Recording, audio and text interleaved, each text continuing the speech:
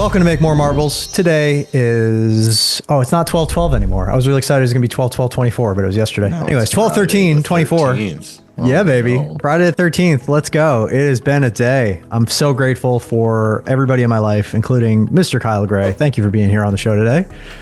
Kyle is a friend, a client, a coach, a mentor, a all-around great guy. Coming live to you from Arkham Asylum. That's Kyle Gray. What's up, Kyle? Brad, I'm super happy to be here. Thanks so much for closing out this lovely Friday with me. And I'm excited to talk business with you. Yeah, it's going to be really fun. So a bit of background, Kyle and I have worked on a few projects together. I hired him as my speaking coach when I was doing a big old launch in crypto land that SVB tanked and pulled our funding, and everything crypto got shut down by the banking cartel. And that's a whole other story for another day, a $300,000 loss. But, those happen. But the cool thing about that is that Kyle and I got to work together on my story, and I got really comfortable in front of camera, and I got a huge lift in my confidence and talking like in front of a teleprompter. And he was on there for every single iteration of that, helping me to dial in my metaphors and my story elements and just structure my content. He all around made me a better speaker and communicator, which led me to closing, before we got the rug pulled on our financing, $300,000 in a clip. It was pretty good. I mean, we did a really good speaking on stage opportunity, and that was prior to Mastermind Millions, which he came to, and Jay taught me a bunch more stuff about, 3-day events, and we closed over $1 million in sales through that. Kyle helped along the way there. He then became a client because he was there and mesmerized by our Jay and Braditude. And then we've been working together for the last 6 months, and Kyle has been really dialing in his offerings and doing some cool stuff. And what I love about Kyle is just he's open to fast expansion and growth. He's not somebody who sticks to his old stories, and that's kind of the topic of what we're talking about today. It's like, how do we make your story better, more compelling, more logical, more relevant, more effective in converting sales? And Kyle's just sharing some really cool wins. So let's start with some wins off the top so people understand some of the outcomes and why this is going to benefit them. And then we'll dive into some more of the weeds. Yeah. So just a personal win that I've been experiencing thanks to us working together is really thinking creatively about creating experiences that lead people to sales. As somebody who works in signature talks, I certainly know how to create those, and I understand a few different tactics, but actually opening up opportunities, not just to talk at somebody for 60 minutes, but to create something that people can engage with each other and understand each other. I just completed, it was probably my 10th or so speaker roundtable, which is a hot seat event inspired by some of the work we were doing, where I walk 4 different people through the process of creating a powerful authority story. I combine a lot of years of practice and good storytelling frameworks and copywriting, some really intense listening, and some really great questions to bring out stories that most people wouldn't normally think of or gravitate to.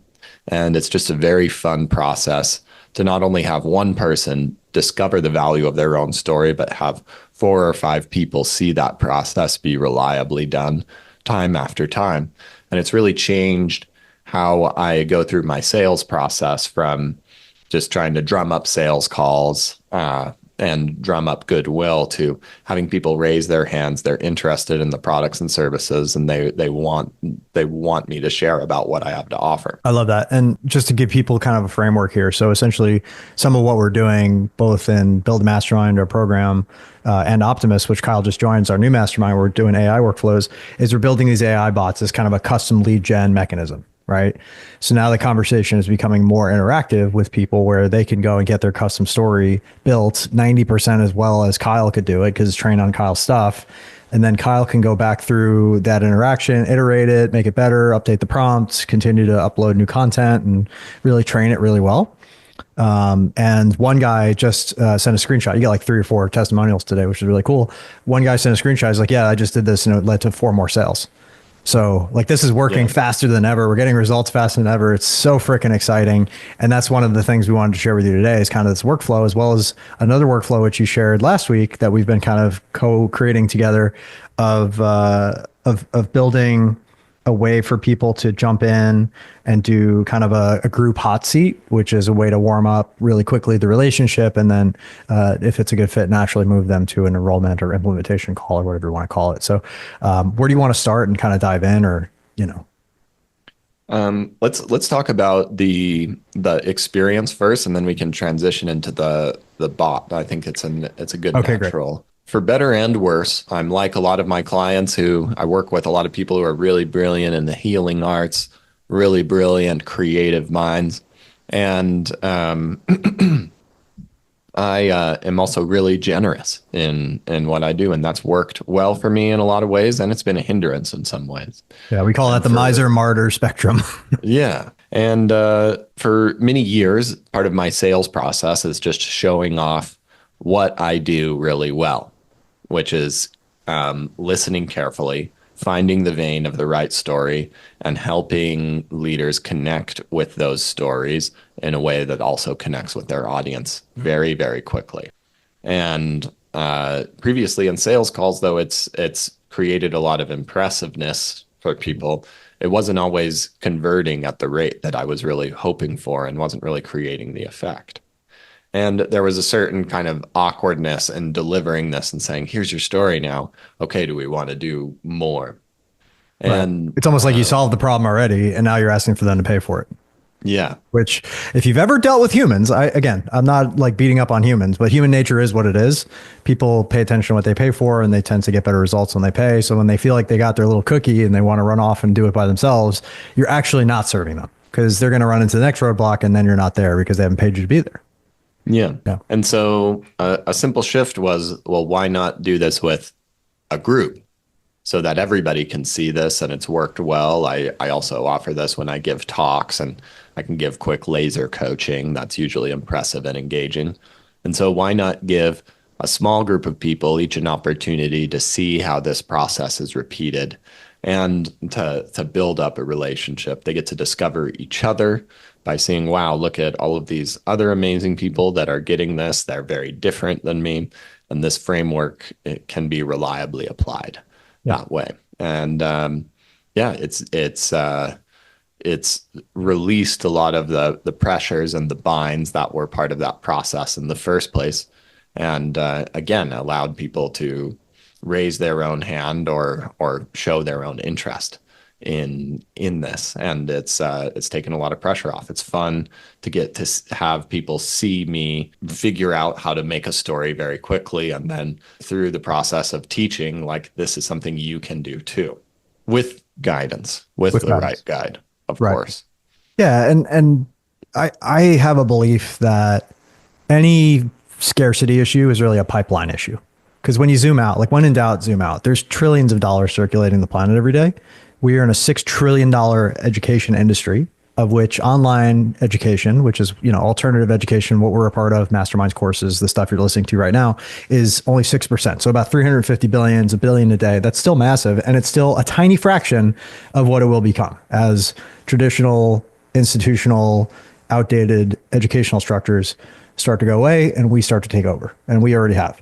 So when people are like, I'm constrained, I'm feeling like I don't have enough clients, I feel like I can't give too much away, I can't put my best foot forward, et cetera, et cetera, et cetera. It's just not true.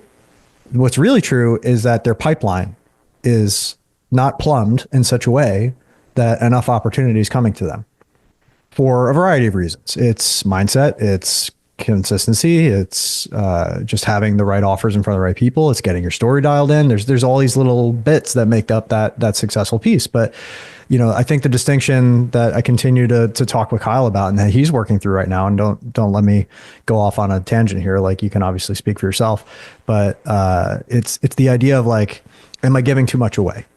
And would you frame that differently, or am I getting it so far? It is. And the pipeline issue is a real thing too. I've been building my own website largely, with my efforts since 2016. And there's been times where I've, there's like certain branches and hallways and additions of this website that I've built. I've gone from a couple of different email service providers and things like that.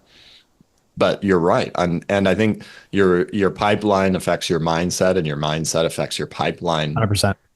And to be honest with you, a lot of the business, or like the back end of my business, just working on it by myself as a really, as somebody with the talents that I just mentioned earlier, I've often just made the choice of I'm not going to worry about the systems right now, and I'm going to use my energy and create experiences Right. and develop high ticket relationships, which has worked to a certain degree. Right. But I also like I'm here and I'm excited and working with you for the reason, especially right now, to develop a modern pipeline that will support me. Yeah. And Without taking that up all your means time, without taking up all your energy, without diminishing your gifts, without burning you out, and without making it feel like, oh my God, I just built myself a job. I'm working twice as hard to not have as much security. Yeah. because yeah, so I do and have worried about, am I giving too much? And with the right pipeline, like you've pointed out, it qualifies and brings the right people to the front. And I know it also orients me in a way of, instead of like, okay, I have this much time this week, there's 17 things I could do, to I know I want to just fill this pipeline and I'm taken care of in that. I can create videos, send people to the link, create joint ventures, send people to the link, do this. And if Podcasts. Yeah. yeah, Yeah. yeah. And there's been many parts and many pieces of that over time. And I'm excited to bring it all back together. Yeah. So one last thought to share, and then we'll dive into the nitty gritty here and give people some value. So the done for you people will always be done for you people. The done with you people will always be done with you people. And the do it yourselfers are always going to be do it yourselfers until they make a shift. And it's really not going to happen in one conversation. And it's really not going to happen overnight. But there's different types of buyers. There's different types of people that want to hire different types of things and pay different types of prices. And it's like, there's so much to unpack there, and I won't go into it. But like, when you're worried about putting your best stuff forward because you feel like you're going to push away people that would have otherwise bought, that's not up to you. They were already a certain type of buyer looking for a certain type of thing. And the freebie people help you to subsidize, and the low ticket people help you to subsidize reaching the people that just want to pay to get the result. They just want to hire you, right? And that's their hack. And getting it out in front of people, getting your genius out there, getting those testimonials, like continuing to build this pipeline, this engine, these ads, all these things allows you to filter for those people that do want to buy high ticket and get the result and just reliably solve the thing, because now you're the guy or the gal who lives in their brain as you solve this problem. So there is some branding and positioning and other things that go along with that, but just remembering like, hey, I'm not here to change what people are trying to buy. I'm just here to offer it to the right people and make sure those right people see it so that when they're ready to buy, they think of me first. Yeah, definitely. Which is a great segue. I was kind of talking about this before, but I've created an AI storytelling coaching bot. I've used it I've created it in Chat GPT, though. Show us. Oh yeah. I eventually want to bring it over to Pickaxe. Or as far as show us, I mean, I guess we can. Yeah, just do the screen share. I like interactive podcasts. Like, I want to start a podcast called Audiences and Offers, where we just go into a studio and break stuff down on a whiteboard and show people screen shares and stuff. I haven't prioritized that yet, but I think that's where we're going with this. Okay, so who's our ideal client? Let's make them up. Oh, look, it's giving us one. Let's think of high fashion dog clothes designers. Okay. I think my wife just heard and she's going to run upstairs right about now. Just to like make up a story and see turn our potato into a runway model. I love that I can make typos in AI and it doesn't tell me about it. It totally gets it. Yeah. It's like, I get it, bro. I'm hyper intelligent. One of the things that I love about this is a very interesting creature creating this process. And it's like, you've got to tell it how to respond to you. And it took a long time to get it to understand the right dose of information and how to guide you forward, or and not a lot of just space filling. Yeah. So it's given us a good, let's define your ideal client, who they are, gives us industry, their primary goal, limited. It already kind of guesses on their an extension of your own style. I like that. That's a good distinction. Yeah. Pressures, emotional landscapes and their hopes. And now we can. I got a story idea already. Yeah, tell me the story. Did you know how dogs got to be dogs the way we know them today? How like a Chihuahua and a Great Dane are the same thing, and how is that possible? Yeah. Well, it was all because of fashion. originally. It was very fashionable to have special breeds of dogs. So dog breeding became especially important during like the 1700s, and all these dogs started to be bred for all these different little use cases, and mostly for fashion. So that could be the story you tell to kind of ground this entire thing. Let's start with it. So let's make up, you can be the founder. Maybe you were struggling, your hard work and creativity. Oh, this is interesting. Let's see. As a fashion designer, I was sad working for humans. I was taking the subway home thinking about how dogs and humans evolved together with the help of fashion. I wish I could text input. Usually when I work on this on my own, I'll like text it in and So then yeah, you just talk to it. Yeah, yeah. I've been doing that too. this would be just an interesting episode of how I actually interact and engage. So now we're creating our first act. I was working as a fashion designer, and it's just with just a couple of lines, building out a moment and a story. It's speaking in present tense, and there's like neurological things that I've instructed when we craft stories. We always speak in present tense as if it's happening. Write the script, and just with a couple of lines, even like not hearing what we said, it's filled this out, and then it's like, how does this feel so far? Okay, now we can go on to the next step, and piece by piece, it will guide you through creating a story. And this, again, it asks the questions. One of the philosophies that I have that I think makes my work better and really solves a lot of problems for people, which is not they know nobody comes to me for answers. In fact, people that come to me have too many answers, and I have questions that help them decide which answer they really need to share. And this process starts with the client and their problems and digs into an understanding of them, and then asks about you and when you felt like this. And this is one of the biggest issues that I see a lot of experts face, is we're always just like self-referencing instead of client referencing, and training this model to really focus on the client and their language first, and then bringing in opportunities of, when did you feel like this? When did you experience this? Into story has been one of the powerful things about it, that people are, again, like we're seeing texts and all kinds of things come through of people being really excited to use this, and because it's shifting their perspectives about what's important in a story. Well, and from the typical model has always been buy my shit, consume it, go practice, come back to us and see where it broke down. Right. This is like, it kind of flips it on its head. It's like, hey, this is all trained on all the content. So you can go watch the content if that's your prerogative, but you could just try it and see where it lands you and go do it. And people can get the results so much faster. And then you have the training, you have the support in the background to be like, okay, so you start with the bot, you go and you get the result. And then if it breaks or you don't quite get there, you can come and get support. Yeah, I think it's an interesting, like, we're in transparency, we're on the frontiers of AI. I've built these things. I'm not exactly sure, if this is the perfectly trained. I think that the thing that I built is a really interesting, beautiful, unique creature. And I've tried to train a few other ones, and it hasn't like just come together like this nice thing that this is. Yeah. And I'm also like, because of seeing this, I'm open and thinking about how will this impact how I work. I love working with high ticket clients, and if there's kind of a broad low ticket way that people are paying for these things, and and I see lots of ways. I used AI to write a book based on kind of a whole process, and I'd love to have this book ready, and then AI bots for almost every chapter that somebody could go through and create. Yeah. That's killer. I'm doing that with my book, actually. $1 Million Mastermind's coming up soon. So, and you mentioned optimism about, the world that we have won't be the world that we will have. And what I mean by that is, like, you have to build things as if the capability will be there. Like, if you leap, the capability will be there before you know it.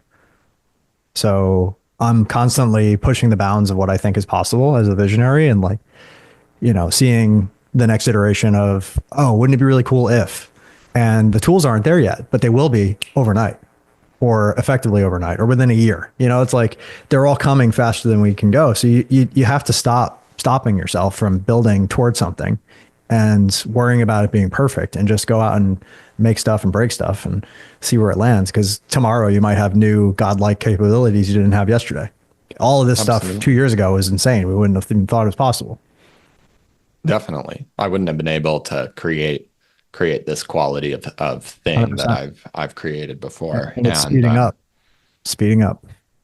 But yeah, I am optimistic. I think it's something that's important that we are all aware of. I think it's gonna be a tough transition for some people. I think there'll be some uncertainty in these years, and I also think that it's very powerful and a one of a kind thing, and it will usher in, I think, a better life for all of humanity, and I think it creates some great opportunities for those who want to be creative with it. And honestly, I am a very creative kind of person. I spend a lot of time in imagination, and there's strengths and weaknesses to that. But what I love about this, about the language learning models and the image models, is for the first time there's never been like there's a limitation that's been removed from my mind. There's like, I can always come up with the image. I can always ask the question. I can always go deeper. And so there's an opening of the imagination that these tools can provide, that I am excited for, and think that somebody like me can can create a great deal of success by Yeah. allowing that, what I'm kind of sensing there. Yeah, I love it. And I've seen people self-serve. I've seen people use these as lead magnets. I've seen these, embedded inside of programs that, hey, it's like I'm selling you a SaaS, but it's really a bunch of pickaxes that are embedded into my members area. Like there's so many ways to implement and put these in. You can put them in a book, you can put them in whatever, right? It's like as long as you remember, like marketing is just empathy at scale, and don't get too far off the reservation as far as like your expert stuff. Remember to bring it back to where people are at, because they're so much further behind in reality than where you think they are. Like some of these people have never interacted with a bot before, have no idea what to expect or what's realistic. Like you see some of these transcripts of what comes back, like in the back of Pickaxe, and people are like talking to it for 30 hours. And they come back and they keep talking to it. It's like it's their new best friend. And they're not even using ChatGPT. They're using my iteration of it that I created that isn't even halfway as good as the whole shebang bang. It's just trained on that one narrow thing. And it's like, I didn't even think people would do that. That's wild, because they don't understand the context. How could they? The vast majority of the world isn't there. So let's dive into the nitty gritty of your workflow that we've been kind of building mastermind to bring people in. It's kind of a hybrid market research, hot seat group session. You talked about, you had a really cool intake form. Like I'd like to visually show people some of these items and give them a sense of what's working now, maybe with some numbers if you're willing to share that. Yeah. Let's pull up an intake form. I do a lot of speaking. I do a lot of podcasting, and oftentimes I'll either connect with people on a 30-minute call to just see what they're up to afterwards, usually as a result of a lead magnet or somebody on the show or something here or there. And one of the best places have been doing are helping people create their stories is these roundtables. And I've since really updated my documents and how I do some of my work to make this really easy, intuitive, and fast. And this is also the document that I trained my AI model on. So somebody can fill this out. They map out their customer language and a few pain points. They map out what makes their problem or their solution different or better, and what outcomes they can promise. And then, so this is kind of the column of inputs. And then based on these 3 pain points, when did you experience similar pain points in your life? And based on the pivot, how did you put together this solution that you were looking for? And based on the progress, when did you come through this? This is the same technique that I interview people on, but it's given them the ability to see where this is coming from and how the parts are moving. And so this has been one of the nice ways to open up the conversation, get people engaged with their story and into the content. Yeah, I'm excited. I think I can plug some of these forms right into the AI story creator into the future. If they're well populated, but it at least gives me a lot better way to speak into their problems and their understanding and point out opportunities for them to grow and develop. And so from here, I have I offer people again another story implementation session after their speaker roundtables or after they use the AI tool right now. And once they've engaged in this level, and if they're signing up for this, then it's usually just a simple direction of, hey, you should join the mastermind, or hey, you should join my one-on-one coaching. And I've had people interested in both. I don't have my exact numbers. I haven't been as precise with my roundtables, but usually one person is interested in signing up for one or the other. A couple of weeks ago, I did one for a high-end biohacking clinic in Florida, and they hired me to do a VIP day for 3 of them, and fly out by demonstrating this process. So to your point of the done for you people will want it that way. Yeah. It's gotten a little bit tighter with the holiday season, and just my calendars have been like so crammed out, which is one of the things I think that finding better ways to qualify and converse and move people along this process without me directly talking to them is something that I really want to tackle soon with AI. No, I love that. And what I love about it specifically is that you're on the cutting edge of what's working, and we're continuing to iterate. Like, we've done a bunch of different processes to fill high ticket programs in the past, like the market research process and the WCC that Jay built and all this cool stuff. And it's like taking the best of all that still works as tried and true, in addition to being, flexible in what's coming and updating our workflows to serve people better going forward. Because I feel like, just like banner ads used to be all the rage, and then they weren't, and then email was all the rage, and then it wasn't, and then Facebook ads is all the rage, and it still kind of works, but it's maybe evolving. And then social organic content, and then this, and then that, and then like there's going to be these waves where we just have to stay on top of this stuff and make sure that everything is really good to go. So yeah, I think for me the most important thing is noticing when it's time to shift. And I'd rather be ahead of stuff than behind it, even if it's going to be a little messy.